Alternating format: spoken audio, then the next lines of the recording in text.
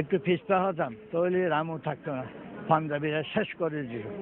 তাই আমি দেশকে রক্ষা করাই, সমাজকে রক্ষা করাই আমার এই শিক্ষিত। লাবণ্য ভূঁইয়া, এশিয়ান টেলিভিশন, ঢাকা। চলমান হরতাল অবরোধে নাশকতাকারীদের বিচারে সরকার সন্ত্রাস বিরোধী বিশেষ ট্রাইব্যুনাল গঠন করতে যাচ্ছে বলে জানিয়েছে আইনমন্ত্রী আনিসুল হক। বৃহস্পতিবার সচিবালয়ে সাংবাদিকদের তিনি কথা বলেন।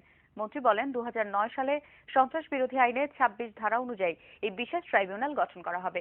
ট্রাইব্যুনাল গঠনের আগ পর্যন্ত প্রচলিত আইনে দায়রা জজ বা অতিরিক্ত দায়রা জজ আদালতে এই ধরনের অপরাধীদের বিচার হবে। বিগত সেনা সমর্থিত তত্ত্বাবধায়ক সরকারের সময় 2008 সালে প্রথম সন্ত্রাস বিরোধী অধ্যাদেশ জারি করা হয়। 2009 সালে আওয়ামী লীগ নেতৃত্বাধীন মহাজোট সরকার ওই অধ্যাদেশকে আইনে পরিণত করে।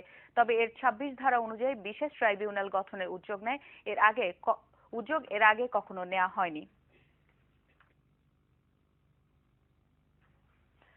ফাঁসির দণ্ডপ্রাপ্ত জামাত নেতা মোহাম্মদ কামারুজ্জামানকে মৃত্যু পরোয়ানা পড়ে শুনিয়েছেন ঢাকা কেন্দ্রীয় কারাগার। দুপুরে আন্তর্জাতিক অপরাধ ট্রাইব্যুনাল 2 এ পরোয়ানা জারি করে। অ্যাটর্নি জেনারেল মাহবুবে আলম বলেছেন, মৃত্যু পরোয়ানা পড়ে শোনানোর পর থেকেই ফাঁসি কার্যকরের সময় গণনা শুরু হয়েছে। আরো জানাচ্ছেন কাজীরুনা। জামাত নেতা কামারুজ্জামানের মৃত্যু পরোয়ানা সকালে স্বাক্ষর করেন ট্রাইব্যুনাল 2 এর বিচারপতিরা। এরপর দুপুরে তা পাঠানো হয় কারা কর্তৃপক্ষ, ঢাকা জেলা প্রশাসক ও স্বরাষ্ট্র মন্ত্রণালয়। আন্তর্জাতিক অপরাধ ট্রাইব্যুনাল 2 কর্তৃক মোহাম্মদ কামারুজ্জামানের আইসিটি বিডি কেস নম্বর 3/12 প্রদত্ত রায় জেল কর্তৃপক্ষ, ডিস্ট্রিক্ট ম্যাজিস্ট্রেট ঢাকা, সচিব স্বরাষ্ট্র মন্ত্রণালয়, সচিব আইন মন্ত্রণালয় বরাবর গ্রহণ করা হয়েছে।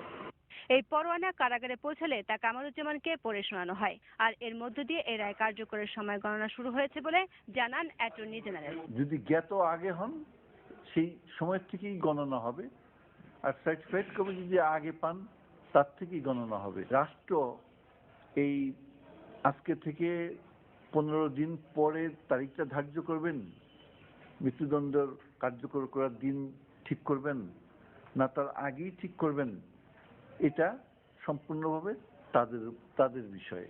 তবে আসামিপক্ষের আইনজীবী খন্দকার মাহবুব হোসেন বলেছেন, রিভিউ নিষ্পত্তির আগে এই রায় কার্যকর করা যাবে না। কি করে রিভিউর 15 দিন সময় অতিক্রম না হওয়া পর্যন্ত ফাঁসি কার্যকরী হবে আমি জানি না।